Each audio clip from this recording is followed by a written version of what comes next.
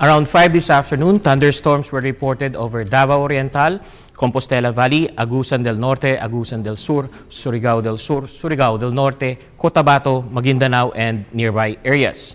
While here in Metro Manila, continue to experience a warm temperature of up to 32.5 degrees Celsius recorded at 4 this afternoon due to the prevailing easterlies and monsoon break. Good evening. Here is our weather forecast for tomorrow, Thursday, February 6.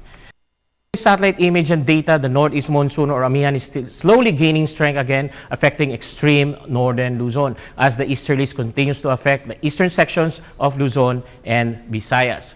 Tomorrow, Batanes, Cagayan, including Babuyan and Calayan group of islands, Apayao and Ilocos Norte will continue to experience partly cloudy to cloudy skies with some isolated light rains, while here in Metro Manila and the rest of the country will continue to be partly cloudy to cloudy with some isolated rain showers or thunderstorms.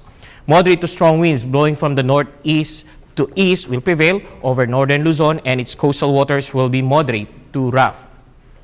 After having 2 consecutive days of gale warning free, Pag-asa today issued another gale warning due to the strong to gale force winds associated with the surge of the northeast monsoon.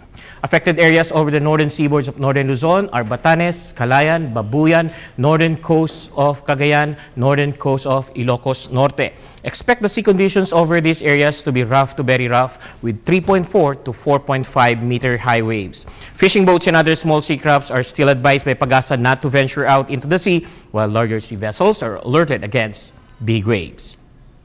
And for our astronomy news of the day, from space, a NASA satellite has captured stunning views of a partial solar eclipse and a stormy eruption on the sun as seen from space. The 2 amazing events that occurred on the same day last week. The space agency's Sun-Watching Solar Dynamics Observatory saw the dual phenomenon on January 30, as this video of the solar flare and partial solar eclipse shows.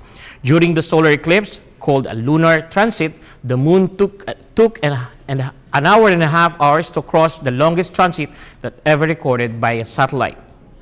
This series of photos, a rainbow of lunar transits, as seen by NASA Solar Dynamics Observatory. The observatory watches the sun in many different wavelengths of light, which are seen here in different colors. And that is our weather forecast for tomorrow, Thursday, February 6. For Newslight, this is Edmond Rosales giving you the latest weather update. Clear skies be with you always.